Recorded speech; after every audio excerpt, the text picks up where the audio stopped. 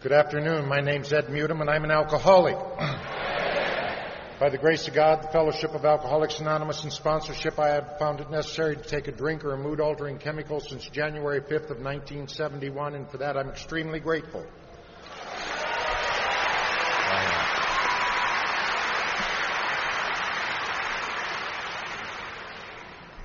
You know, I'm one of those that's blessed. I get to speak a lot of places and go a lot of places, but I don't know that I've ever been more moved than to be asked to speak here. And Joe, I want to thank you for that, and I want to thank Bob, and I want to thank the committee. Those of us who have been involved in big conventions, you have no idea of the work and dedication and frustration that goes on to put this on just so things could be convenient for you. But I also know by seeing this committee and what I've experienced it here that it was out of love that they did it. Not only that, the members of Alcoholics Anonymous here, the city of Akron. I mean, I had a bus driver that said, "Oh, heck, we can take you there," and went off route and brought me where I needed to go. Well, I've decided I'm moving here next week. But everybody's just been delightful, and I am honored to be here, and I do love Alcoholics Anonymous. I do love God, and I love being sober, and I don't apologize for it. For a long time in AA, I felt like maybe I had to say something other than God, and maybe I shouldn't be too happy sober, they'll come to expect it, you know. And the longer I'm sober, the more I realize that that's the gift that God has given me. And that's the gift that I want to cherish. I want to thank the signers. I'm always moved when I see the signers.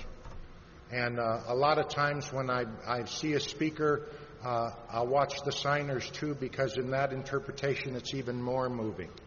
Their dedication to do this and their work, and I won't say supercalifragilisticexpialidocious.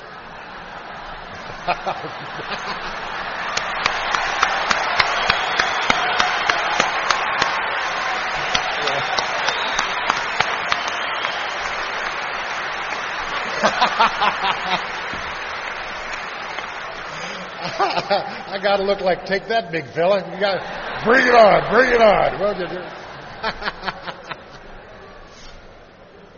Oh, I want to thank my friend Bobby M. and his family from Cleveland. I've known Bobby for years, but we just met a month or two ago. And if you've been around AA, you know exactly what that means. It's talking about language of the heart. For those of you who don't know me, yes, I have trouble buying clothes, and the weather's fine up here, okay? Get all those out of the way. And they threw in a new one here at Akron. I've never been asked how much I weighed so much in my life. So I'm going to have to incorporate that somehow. But it's always the same size person, usually saying the same two questions. And they're, first question is, how tall are you? I'm 6'10". And they go, "Oh, how tall are you?" 6'10". "Oh, do you play basketball?" I go, "No, how tall are you?" And they go, 5'6". And I say, "Do you play miniature golf?"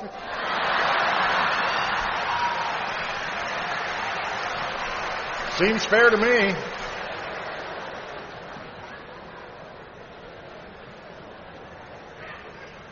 And there's just a lot of people in this room and at this convention this weekend that I love with all my heart. And I would do anything on earth for them. Because that's what Alcoholics Anonymous has done to me. Alcoholics Anonymous is language of the heart. If it gets to be language of anything else, it's not Alcoholics Anonymous. I came from a very elite group of people called white trash. And, certain things were expected of us. And, when you got a position in the community, you got to deliver. And, my earliest emotion was I didn't like anything. I didn't like you, but most of all, I didn't like me. And there was an unease about me from my earliest memories. And my earliest thoughts were, what's wrong with me?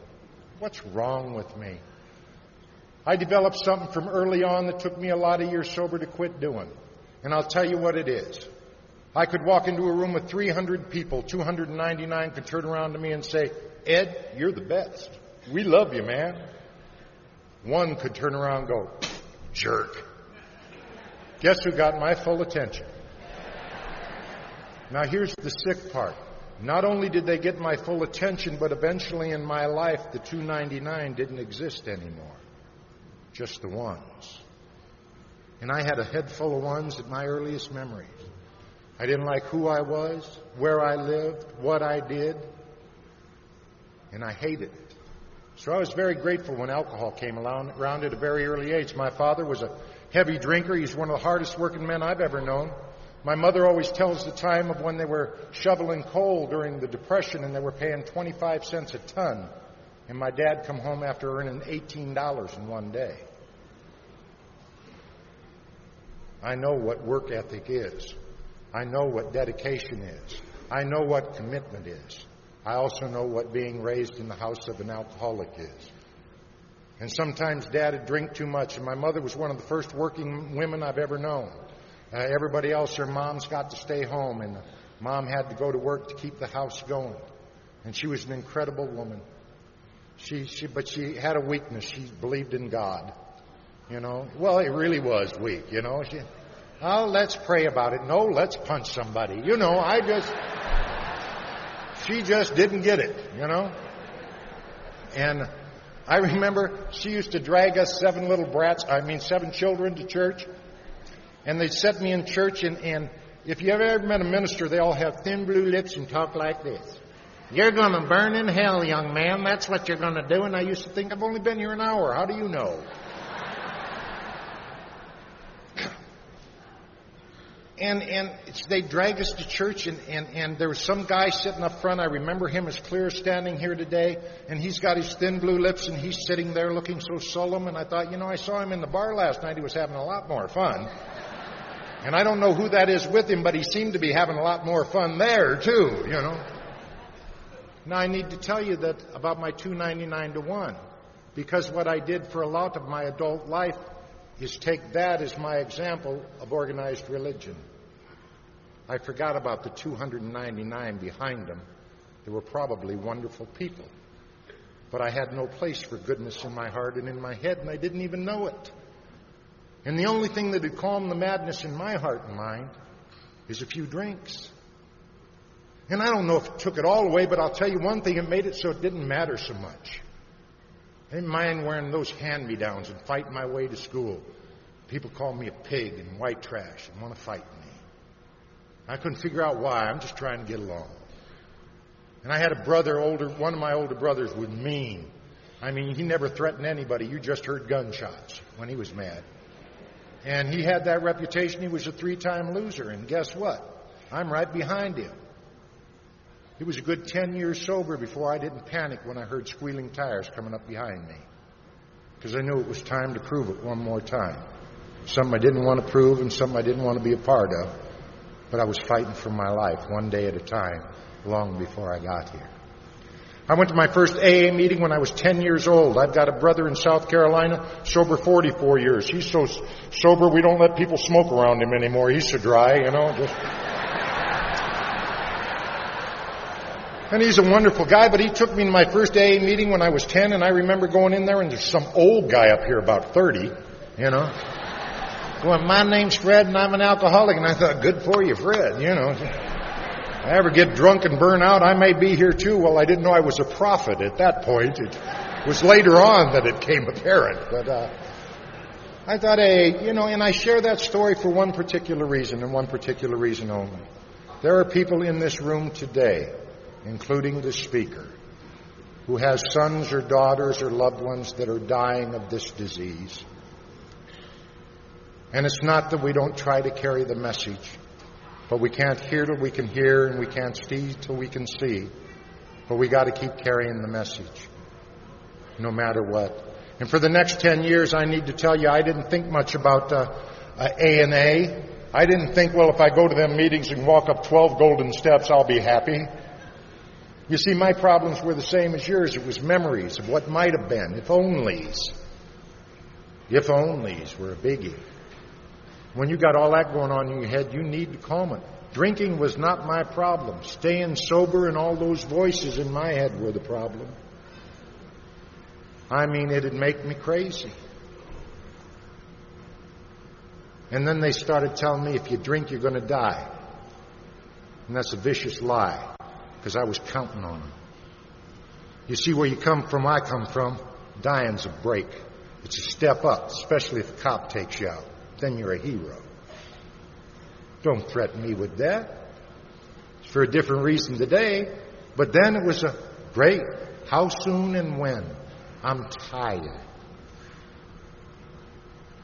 I remember coming to AA and there was some old-timers said, you know, you're not even dry behind the ears. I spilled more than you ever drank. You haven't even been around the block. You know, when I got sober, I was 20 years old. I had felony record as long as both arms. I'd been married and divorced, termed psychotic, neurotic, insanely violent, hopelessly addicted to drugs, committed to the Iowa State Mental Institution, and had several warrants out for me, and they say, you haven't even been around the block yet. And I thought, how big is this block? Because if it gets much bigger, somebody else is going to have to finish it up for me.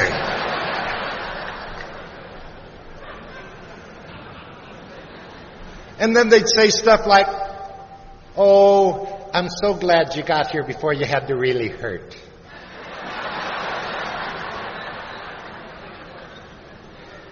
You know, would any of us here, if we had experienced cancer, go into a cancer patient's room who happened to be under 20 or 14 or 15, would we go into that room and say, I came closer to dying than you are?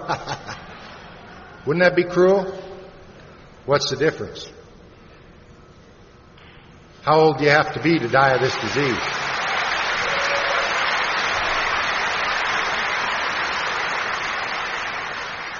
January 5th of 1971, I got sober. I really didn't mean to.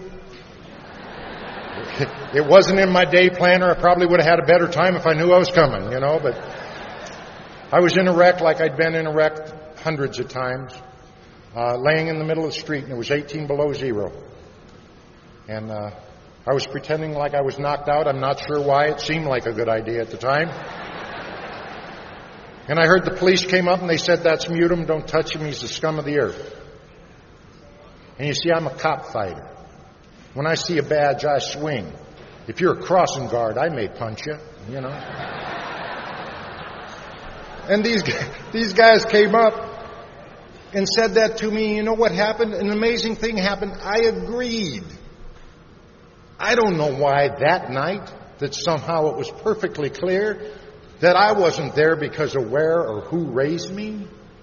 I was there because of my own actions and a disease called alcoholism.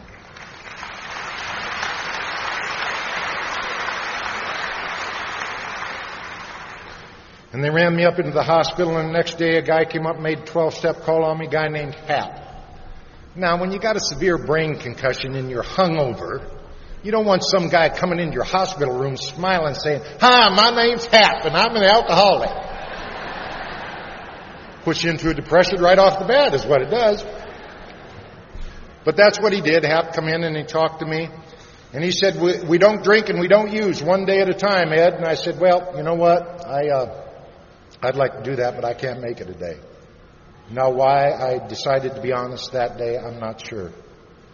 But you see, when my gut locked in, I had to go in spite of what I knew. When that compulsion hit, I had to go. Yes, I knew what it would do to my ex-wife. I knew what it would do to my mother. But I had to go. And he said, well, all you have to do is try, Ed. And that's the only thing I've done consistently in Alcoholics Anonymous. One day at a time since that day to this is try. Some days I try real well. Some days just barely. But I try. Because this is not about my will, it's about God's grace.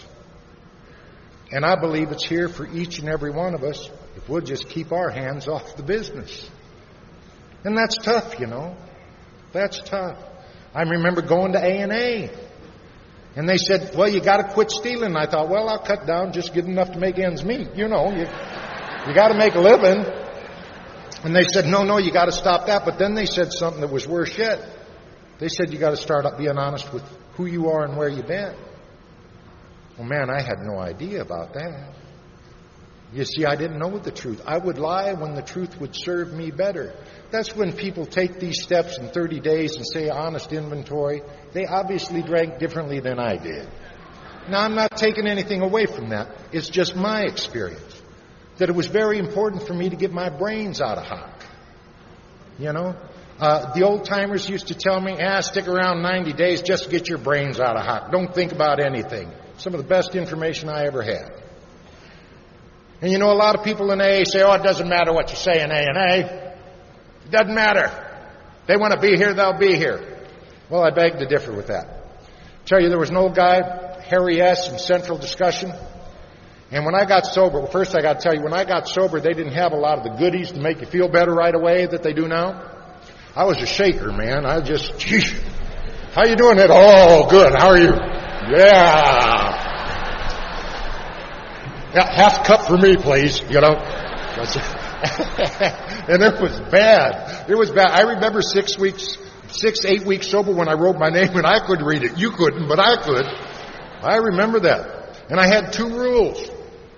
Don't come up behind me. And don't touch me. 2 rules. And little Harry had poured coffee in a group in Davenport called Central Discussion, Davenport, Iowa. And Harry had a habit. He was the coffee pourer. He'd come around to the table during the meetings. And Harry had a habit, and he'd put his hand right here on my shoulder. And he'd pour my coffee. And for some reason, everything was okay for a minute. I didn't get it. But I could breathe deeply. The voices stopped. The war in my gut stopped. Everything stopped, and Harry'd pour my coffee. And he'd pour it slow. And then he'd go, and I'd drink my coffee just as fast as I could. How can I tell Harry, how'd you know I needed the human touch? I just needed somebody to touch me without wanting something or me thinking they want something. Just to be touched in a kind way. Harry saved my life. My only regret is I never told Harry, thanks for pouring coffee. Thanks for touching my heart. And there was another guy, Jimmy, out in California, Jim R., from Malibu. And Jimmy used to talk like this. He was from Malibu, but he was from Texas originally. He used to talk like this. He was a rapid fire guy. He kind of gave you 3 talks in one. You know what I mean? And he'd be talking. He said one time I asked some psychologist why I rub my hands like this when I talk. He told me I smacked him right in the mouth. That's what I did. And that was Jimmy.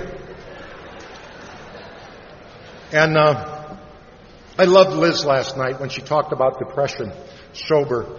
I'm one of those who are hexed with working the steps, and it seems to help me through it. I know that upsets people. Pray for me. And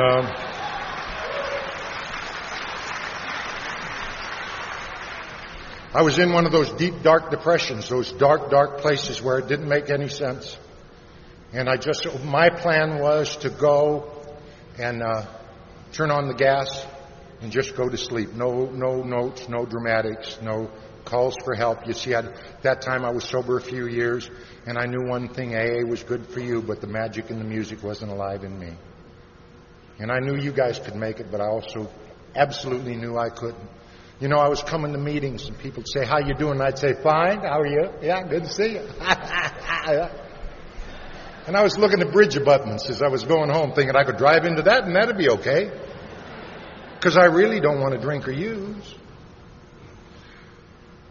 And I was in one of those moods, and it was a dark, dark spot. And I walked into that club on 26th and Broadway where my friend Wayne and I, when I'm out there, go to a meeting. And I walked in, and Jimmy always seemed to be there on that day. Now, I don't know if Jim said this to everybody, but it really doesn't matter. I'd walk by Jim, and I'd say, Jim, how are you? And it was like the world stopped. And it felt like Jim took my face in his hands like this. He didn't, but that's how it felt. But he stopped and looked me right in the eye. When I said, Jim, how you doing? He looked back and he'd say, much better for seeing you today, my friend. Much better for seeing you. And you know what I thought? Well, if Jimmy likes me, maybe I won't turn on the gas today. Because we do this one day at a time. I don't care how long you're sober. If you're not doing it a day at a time, you're not doing it. It's a day at a time. I started going to meetings on a regular basis, and they brought up that 3-letter word that annoys all of us, job. And tried to work my way around that pretty quick. And then they brought up that other word, God. And I'll tell you, in the book it talks about being violently anti-religious, and that's where I was. For several years sober, I used to say I was an atheist or an agnostic, and I've realized in the last few years that really wasn't true. What's true is everything I knew about God, I hated. Don't even bring it up around me, or we're going to dance. It's that simple. Because if there's a God, why are there starving children everywhere? If there's a God, why is cancer rampant? If there's a God, why do I have to live in that hellhole? Don't even bring it to me. And then I'm going to AA, and they said, well, you know, if you're going to have any sobriety on a continued basis, you got to have a relationship with a power greater than yourself. And you know, when you look into an old-timer's eyes, you'll know whether they're telling the truth or doing a little song and dance for you. Check them out. They're here. But then they give me the good news. They said you can make up your own God. And I thought, cool.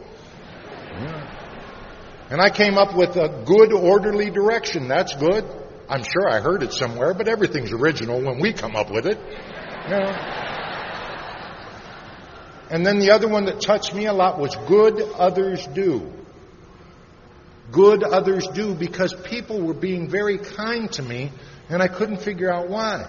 I remember sitting in the meeting about 3 months sober, and I nudged this guy, and I said, what do these people want from me? He looked back and said, what do you got that anybody'd want? You know? Never quite thought of it that way, you know. But it was amazing. I would go to meetings, and they'd talk about God, and what I came up with is if I had all my dreams, God would be kind and loving and forgiving. That would be my God, kind and loving and forgiving. You know, I brought that up, and they didn't seem upset about it at all. You know? Another original idea that someone else has taken on, you know. But it was a concept. I had run into a group of people who didn't care where I'd been or what I had done.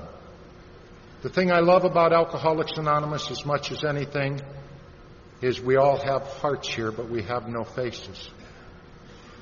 We all have hearts here, but we have no jobs. We all have hearts here, but we're not different people. We're all one. We're all God's kids. And I'd never been in a place like that before. You know?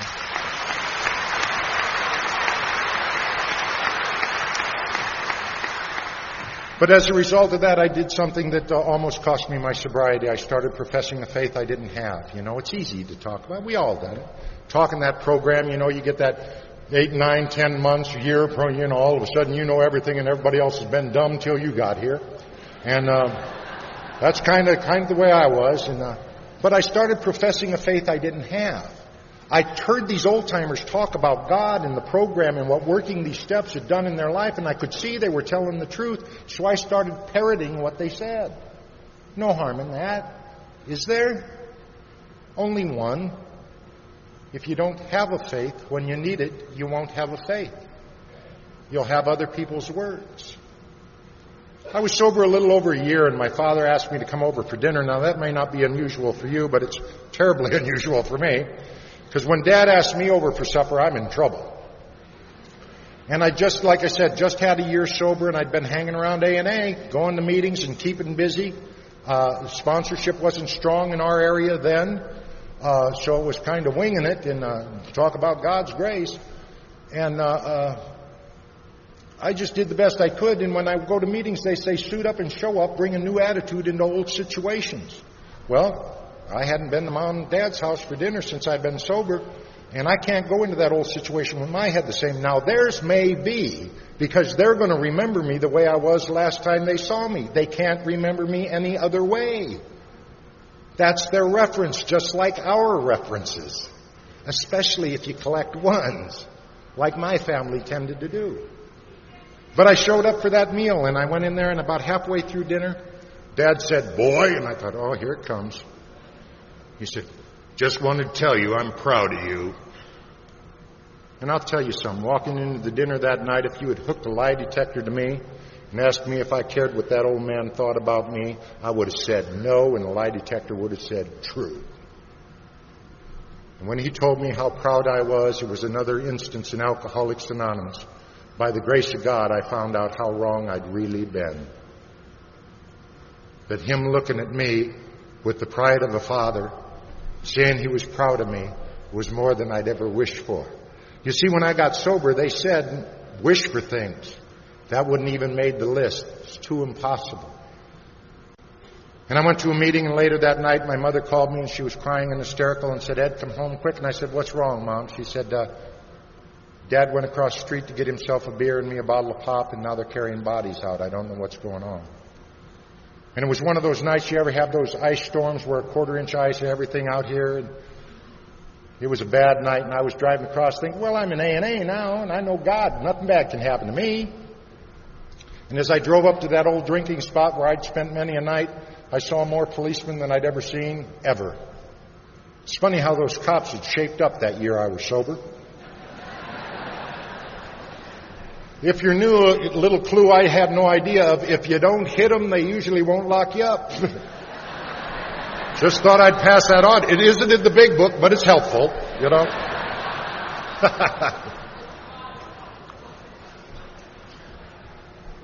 And I had been working in the courts that past year with people with alcohol and drug problems. And I walked in, and there was, like I said, officers everywhere. And I looked down the bar, and I saw that pool of blood with my father's glasses all mangled up in it. And I kind of knew it wasn't good news. And the officer said, "Ed, what are you doing here?" And I said, "My dad was in here. What's going on?" He said, "Oh, my God, Ed." He said, "We don't know. All we know is somebody came in the bar and opened fire. Shot everybody." And I got in my car, and I went up to the hospital. And there was a lieutenant up there who hadn't forgotten my past. And he was very unkind, very vulgar. And he said, "What are you doing up here?" And I told him, and he said, "I've already identified everybody. Get your behind out of here before we bust you." And an AA miracle happened because I just left. You see, he'd given me freedom. A year and a half before that, I would have had to make him remember who I was. Don't you ever talk to me that way. But I said, okay, and I left. I went home, and we searched the streets for 8 hours. Called the officer that spent the last 5 years of my drinking trying to put me away. And he fed me information because he knew I was sober. By the example you taught me to set. By suiting up and showing up. By acting better than I do feel.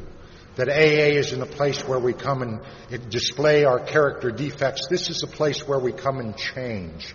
And we got to take the change out there. You know, too often we get it mixed up. We come to AA and act like we're doing just fine and we're goofy out there. This is the place to be goofy. Find the answers so we can be better out there.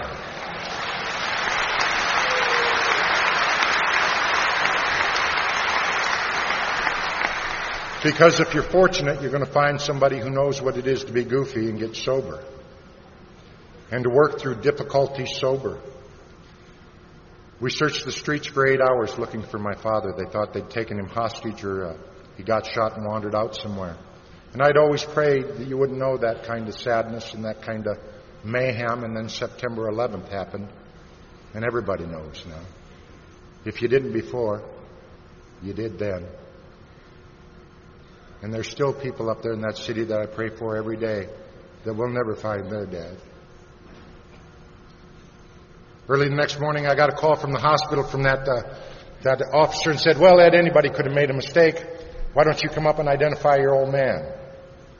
So I got in my car and I went up there and I walked into that morgue and I saw that bullet hole in my father's faith and I reached for that faith, father's face, and I reached for that faith I'd been professing all those years, or that year, and come up with a handful of nothing. It was just empty. There's a reason it says our experience, strength, and hope.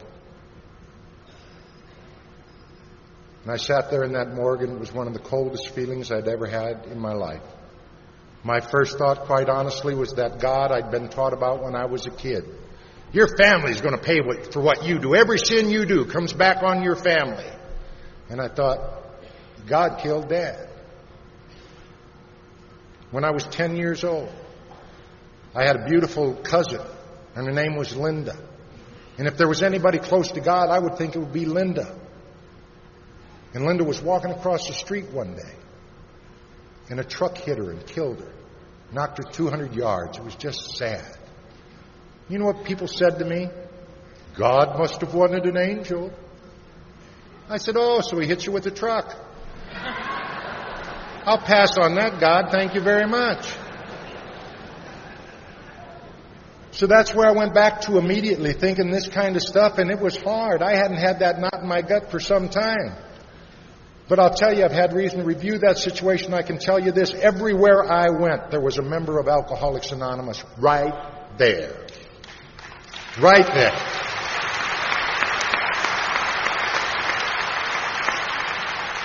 And any of us who've ever been through difficulty sober has experienced it if you've been a member of Alcoholics Anonymous for more than 6 seconds. We know how to love here. We take care of our own here.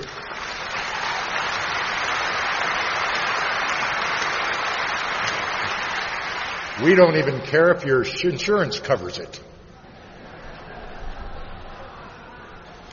Not to be mean or anything. No, I'm not. But that's, one of the things that concerns me about AA today, and especially being here at Founders Day, is we're forgetting what Alcoholics Anonymous is about. And that's about shoulder to shoulder, arm in arm, whatever you're going through, we're going through, and we will make it out the other side one day at a time by God's grace.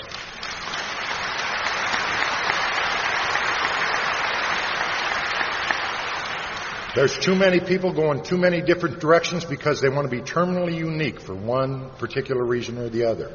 And I'm not for it. I get the chance to talk in prisons a lot. And when I talk in prisons, I always start my talk off by telling them I'm a racist. Gets everybody's attention immediately. Especially with a lot of the prisons I go to.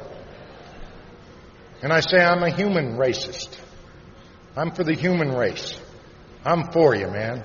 I don't care where you've been, what you've done, or anything else. And anybody else is not for that, I'm not for them. It's all about you and me walking hand in hand and going places we've never dreamed of. And having the courage to believe that. The priest that did my father's funeral gave me one of the keys to the kingdom.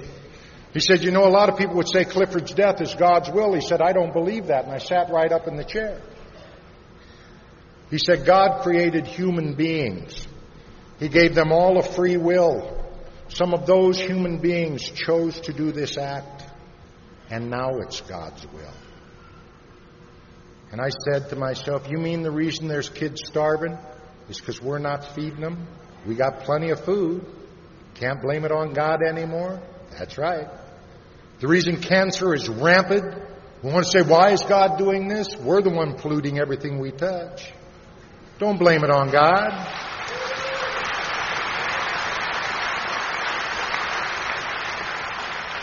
Because I believe this today with all my heart. If it isn't good, it isn't God. Period. If it isn't good, it isn't God. I was called to testify at that murder trial, and I remember sitting in that courtroom, sitting across from that guy, and he thought he was pretty tough, Gangbangers usually do. And I thought, give me 5 minutes with him. We'll see how tough he is. In fact, bring all 5 of the guys in. We'll see how tough all of them are. But you know what? I'd hung around you too long. You said the way I behave is important. That I need to set an example. That I might be the only example of Alcoholics Anonymous anybody ever sees. So what I did is I went in and I testified in court. And I simply answered the questions they asked me, and I left. And I left. There was one time in there, if you've ever had anybody murdered and you come up from where I come up with, you got to deal with the murder thing. You got to deal with the homicide and the eye for the eye and that pull that's strong. That's strong. It's what everybody always told me. And then this thing of live and let live in AA, and it's tough. And I sat down to talk to a few people about it, and they got up and walked away. Said, I thought you had a good program. Let me tell you something. If you can talk about that crap sober, you're working a hell of a program. And you need to be here and walk through it.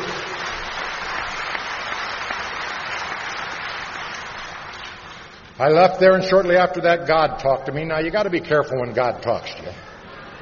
I got a few other friends God talked to. They'll be out in about another 20. But God talked to me and said, Ed, go out to California, get into show business. Made perfect sense to me. So I quit my job, loaded my car. 48 hours later, it was where all stars get their start, Anaheim, California. I got a job at Disneyland. I was goofy. Little did they know how well I fit the role at that point.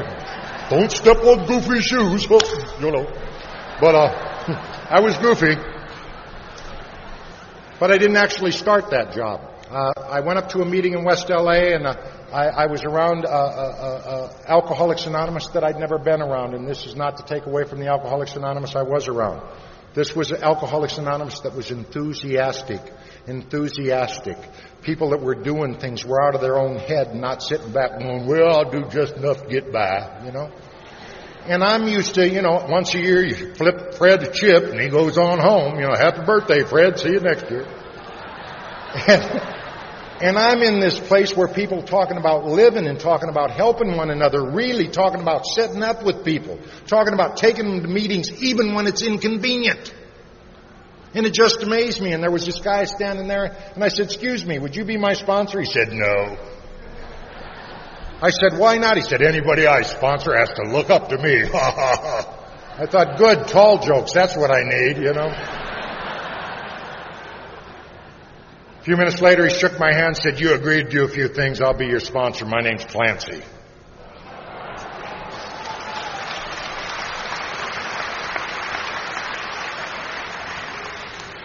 And I am forever grateful I didn't hear half the crap that goes around about him. Tell you why. I would have believed you, and I would have died. You're that important to me as members of AA. I would have believed you, and I would have died. Because for some reason, just like Bill could talk to Bob, Clancy could talk to me. Now, no comparison as far as stature, but I mean, he's the one that made sense to me. And I make it my business not to put down any individual or group in Alcoholics Anonymous. I may not like them, but who cares? I want you to have the dignity of your own choice. I want you to have the ability to go and do what you need to do. And yes, my door is always open. But I want you to go there knowing that there's no hierarchy in AA that way. That the minute you think you can work somebody else's program, especially somebody who's helped more people by accident than you have on purpose, you might want to look at the humility section in Alcoholics Anonymous.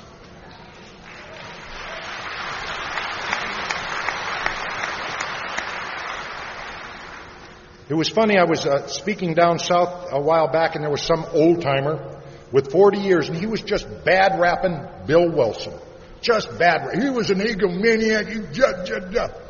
And I had a chance to talk to him afterwards, and I said, well, what happened? He said, well, he didn't answer my question when he walked by. Think about it. Bad-rapping a guy. You know what impresses me? We drove here today, drove by the Mayflower Hotel, right? Are you going to go see that? You're going to see it? You know what the Mayflower Hotel is, right?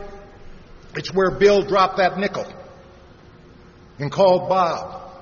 Do you understand that every one of us lives were in his hand in that decision?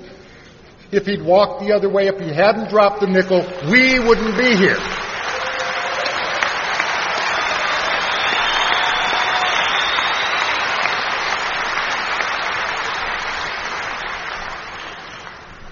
So even if it isn't convenient, we need to help. I started working the steps of Alcoholics Anonymous. He told me to read the book and read the black and white. Nothing in between. And that annoyed me. And he said, you can't go to discussion meetings. And I said, why? He said, because you won't listen. He said, first half of the meeting, you'll be thinking about what you're going to say. Then it'll get to you and you'll talk, and you'll spend the rest of the meeting thinking about what you should have said. How'd you know? So for years, I didn't go to discussion meetings. And you know what he did, that mean old man? Made me one of the better listeners I know. You see, just because I'm up here talking right now don't mean in 5 minutes when we're talking that what you're saying to me isn't equally important. We're all here for one another. I remember he told me I had to act better than I think. He told me they don't lock you up for how you think, they lock you up for how you act. I don't care what you think, watch how you act. And at that time, I got a job as a bellhop down in Santa Monica, and I had a nice little coat that fit real well, and a little hat, and I'd sit there from 11 to 7, and the little old ladies would drop their bag on my foot. And they'd come in and say, pick up that bag, boy, and I'd think, which one? You were it. But what I do is say, yes, ma'am.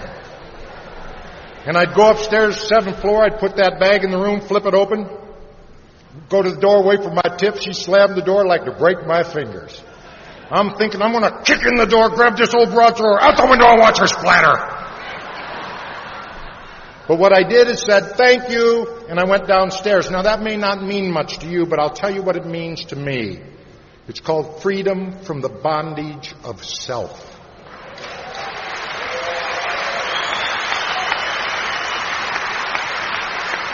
I never knew. You see, if I thought it was the truth. I never knew that I could do different than what I think. Now, that may sound crazy to you, but it was a gift to me. I can sum up sponsorship by one quick story. I'm living in Clancy's garage, and I'm in the back bathroom out there and shaving one day. And he's walking by, and he says, what are you doing? I said, shaving.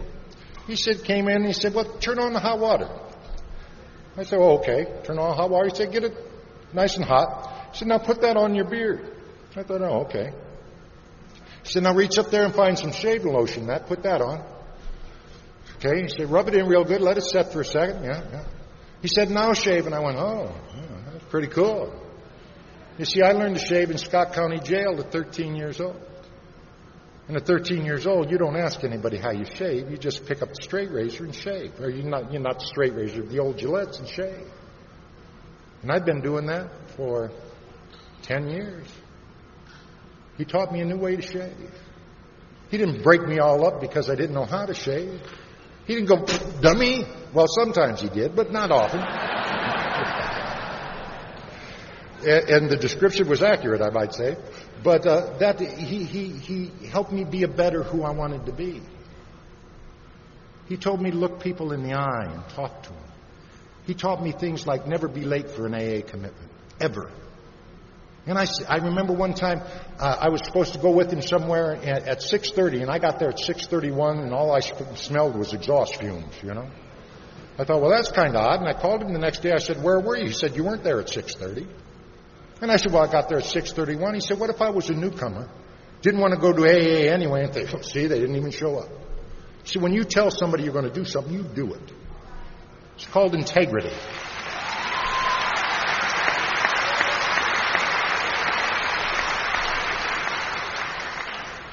I remember going to a meeting in Pasadena, California. I was going to speak, and I had to start all over with God. And what I recommend you, if you're not happy with your God, start fresh. Start new. Don't profess a faith you don't have.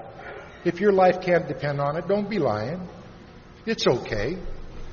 My first honest prayer ever was, God, I don't know if you're there or not. I sure hope so. It was truth. I didn't know. God, it was a nice idea. But I didn't know. And I'd started all over with God. I was going to Pasadena. Pasadena out in L.A. is a wealthy area. And I thought, ooh, wealthy area, I might get a job. And I caught myself immediately. Because you don't hustle in AA. If you do, you'll pay dearly.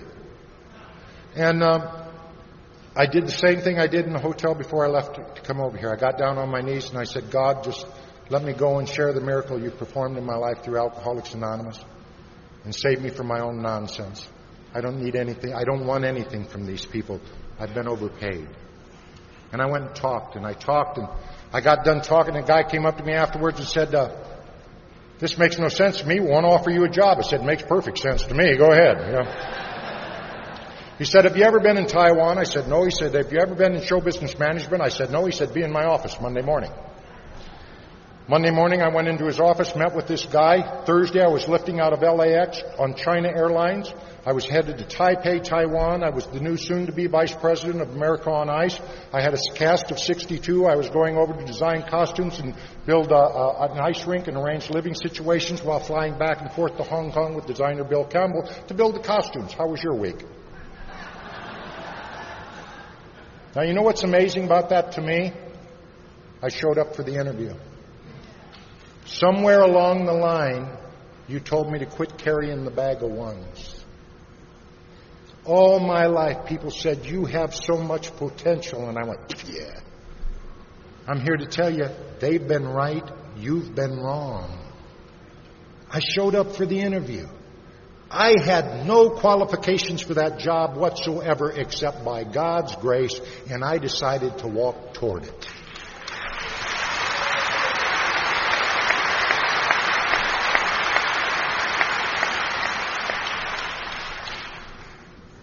And I got off the plane in Taipei, and everybody's this tall. And they're looking at me like I'm looking at them, you know. And I know it's just a matter of time before they pull that rope out and tie me down.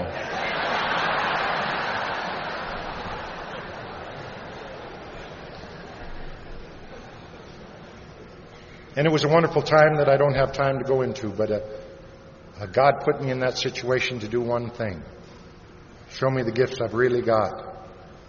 Because I wouldn't believe them. You tried to tell me. I wouldn't believe anybody until I saw them. Then I couldn't argue anymore. And if you're in AA, if you're new or if you've been here a while and you're in that rut, take time to let God show you what He's really got inside of you. My old friend Chuck C. used to tell me, Eddie, what you came here looking for, you're looking with. And I know that more today than ever before. Alcoholics Anonymous has done a miracle in my life. The miracle is simply this: I am enough today. My God and my program is enough. I always needed more, no longer. This is enough.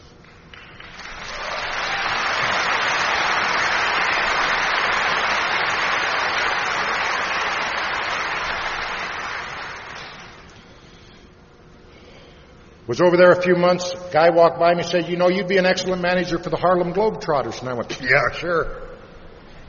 And I was home 3 months, and the Globetrotters called me up and said, Mr. Mutum, we've heard wonderful things about you. Would you come and talk to us? And I said, certainly. And I suited up and I showed up. Didn't bring my bag of ones. Next thing I knew, I was the manager of the Harlem Globetrotters. Yeah.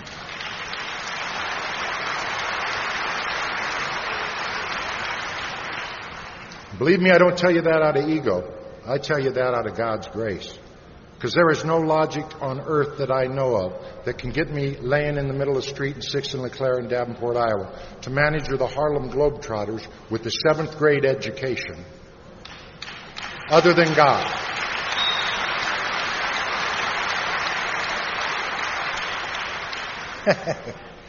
I got on the bus, and there's Meadowlark Lemon, there's Curly Neal. I'm thinking, cool, I got all the money. Don't get much better than this.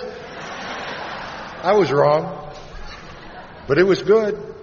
I remember nobody talked to me for 30 days. Nobody. And I knew to do one thing. Do a good job. Be who you are, Eddie. And I remember the day Meadowlark leaned over to me and talked to me. And then everybody talked to me. I understood. And I agreed. And that's how you taught me to live today. To do what the difficult things are. Not take the easier, softer way. But to try to get to thinking of how other people feel other than my own head. I went to London, met the daughter of the Turkish ambassador. She was Muslim. She was wealthy. She was beautiful. I thought, well, backgrounds are a lot alike, so we got married. I didn't say all sanity had returned. And we just should not have gotten married. And I don't mean that as an insult to her or me. It just, we should not have gotten married. We have 3 wonderful children, and I thank God for them. But that marriage should not have happened, and I don't make excuses for it anymore. She didn't understand Alcoholics Anonymous, and she didn't understand my commitment to Alcoholics Anonymous. And I respect her for that. However, I disagree. You know. And when I was 18 years sober, I lost everything I owned. I made decisions based on self and greed, and 18 years sober, they came and they really got personal. They even picked up the Mercedes. You know? And I realized something that happened that I didn't even know happened.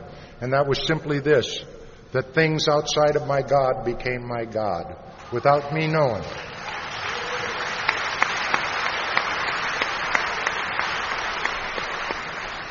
It was who I'd worked for and who I'd become and what I have done. I'll tell you something quite honestly. I wouldn't even tell you the story about the Globetrotters except for one thing. My sponsor has directed me to share it. To show you the miracle that can happen in Alcoholics Anonymous. That's been a long time ago, and it's a wonderful time. And I still have some wonderful friends as a result of that. But I share it so you know that if that can happen to me, whatever your dream is can happen to you. Dare to dream again. That's what Alcoholics Anonymous is about. To me, it isn't just about getting sober. Yeah, I've been sober.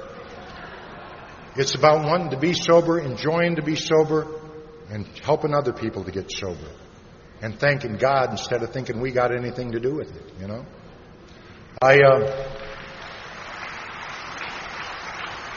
was sitting at home one day and God said, Ed, go out and get an education. And I did what any well-respecting member of AA would do. I went, la, la, la, la, la, la. He called right back. He didn't care. And I had quit smoking at the time, and the doctor told me to start running, so I had, and I broke my leg. So I got on my crutches, and I did what you do after you're sober for an Alcoholics Anonymous, and it says in the big book, especially 86, 87, 88, where we will be inspired, and that means God talks to us. However, keep your sponsor as a decipher, because at times of war,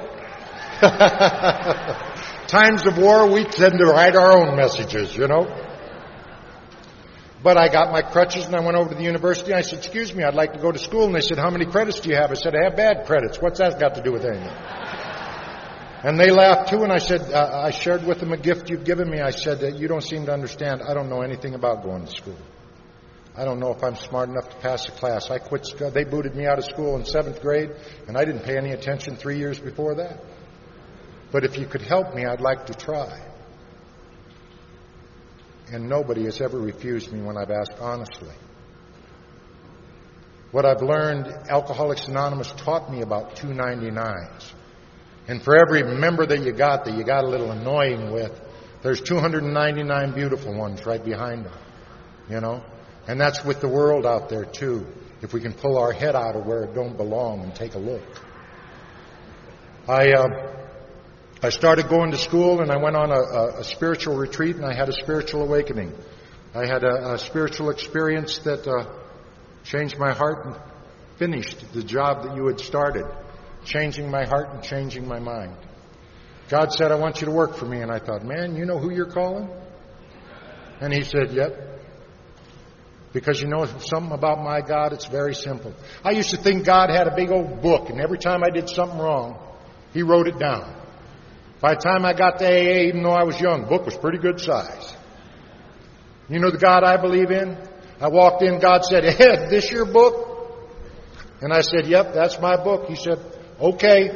Ripped it up and said, go and start fresh.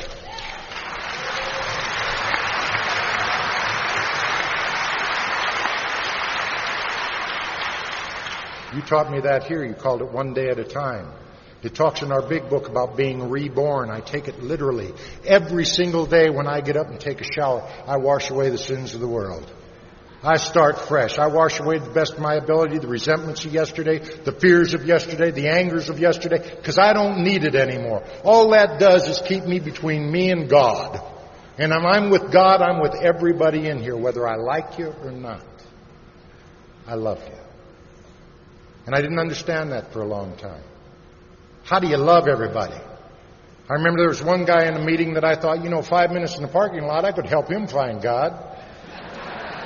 And I was driving home thinking, that's not very spiritual, Ed. And you're supposed to love everybody. How can you do that? And I realized, if he called me at 3 o'clock in the morning and said, Ed, I think I'm going to drink, you know where I'd be?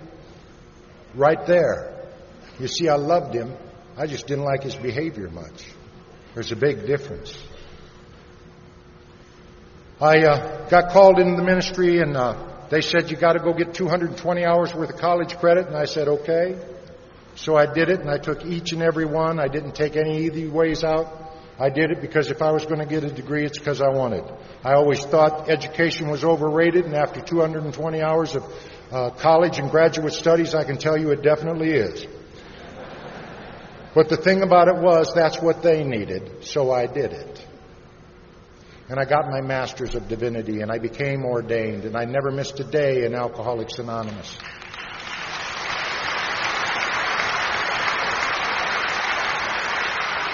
Never let us forget that this is the place where the doctors, the psychiatrists, and the clergy come to get sober.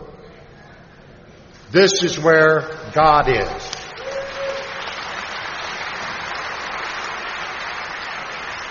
He's certainly in those houses of worship, whatever it may be. And I celebrate whatever your faith is. Your faith doesn't threaten me, and I hope mine doesn't threaten you. I celebrate it. In fact, let's talk about it and let's see what we can share about it. Because in Alcoholics Anonymous, you taught me yours is just as good and better, I hope. Because I can learn from you. I was preaching on forgiveness about 3 years ago. And I was giving them heaven because they've had enough of hell. Try not to have thin blue lips, and I try not to go like this. And I'm preaching on this forgiveness, and I stop right in the middle of my talk, and I realize, I hadn't forgiven the guys that killed my father. Well, I'd forgiven them, but I hadn't told them. Well, what's that? That's chump change is what that is. That's half a step. It's going to them and making amends. Just because I did it in my head doesn't mean anything. And I stopped and I said, I make a covenant with you that I'll go and I'll seek these people out and I will make sure they know they're forgiven. And I won't preach on forgiveness till I do it. 2.5 weeks later, one of the guys' sentence was overturned. I didn't even know he had an appeal. How good does AA work? Honest to God, I couldn't remember their names. I couldn't remember the names of the guys who murdered my father. Couldn't. This works. And the press came to me and they said, they overturned the sentence. They said, retry him or let him go right now. What do you want us to do? Or what do you think they should do? And I said, it's time to heal. It's time to start fresh. And they said, he's been in there since he's 17. He doesn't know how to work. How's he going to live? How's he going to support himself? I said, he can come live with me if he wants. And people were taken back by that. Well, you let me in your house. I knew what I was capable of. How dare I not open my home to him? And as God would have it, a few weeks later, I was able to walk down that prison I swore I'd never go back into because my brother spent a lot of time there, and I knew I was going to be dead rather than go there. And I'm walking down that hall, and I walk into a room, and I see a man I haven't seen in 28 years. The last time I saw him, he was sitting in a courtroom, and I wanted 5 minutes with him. And I stuck out my hand. I said, Sherman, my name's Reverend Ed Mutum, and I'm here to tell you that I forgive you and I love you, and that God loves you. And if there's anything in my life I can do, if there's anything I can do, anything ever in my life I can do to make your life better, let me give it to you. And Sherman looked in my eyes and he saw the eyes of an old-timer. He didn't quite get it, but he knew I was telling the truth. No more axes to grind. It's time to heal. And we stayed 2.5 hours and we ended with a prayer. And they decided to retry him, and I went down to the county attorney and I asked for mercy for my friend. Because we had become friends. I didn't expect that. Wasn't even a thought. I just needed to know I needed to tell him. And I went down to that county attorney, and because of how you've taught me to act in his courtrooms and in Alcoholics Anonymous and in essence in society, he agreed to let him plead to a lesser charge and let him come home instead of spend the rest of his life in prison. About 1.5 years ago, I got to go to prison, and they'd only release him to my custody.